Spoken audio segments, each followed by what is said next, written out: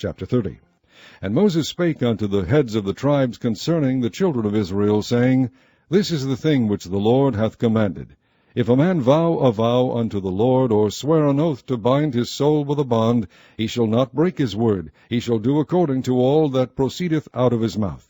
If a woman also vow a vow unto the Lord, and bind herself by a bond, being in her father's house, in her youth, and her father hear her vow, and her bond wherewith she hath bound her soul, and her father shall hold his peace at her, then all her vows shall stand, and every bond wherewith she hath bound her soul shall stand.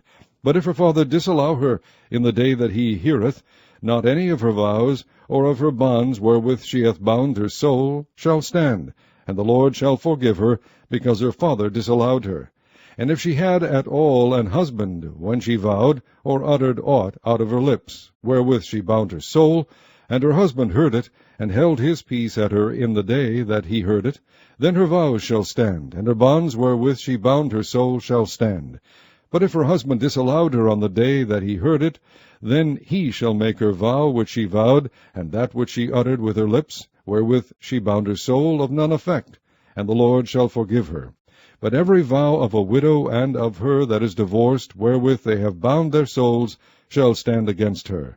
And if she vowed in her husband's house, or bound her soul by a bond with an oath, and her husband heard it, and held his peace at her, and disallowed her not, then all her vows shall stand, and every bond wherewith she bound her soul shall stand.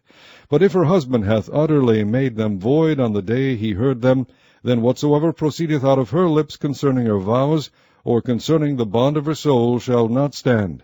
Her husband hath made them void, and the Lord shall forgive her. Every vow, and every binding oath to afflict the soul, her husband may establish it, or her husband may make it void.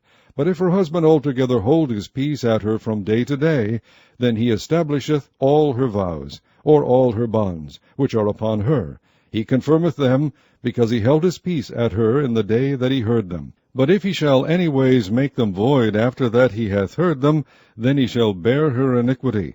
These are the statutes which the Lord commanded Moses, between a man and his wife, between the father and his daughter, being yet in her youth in her father's house.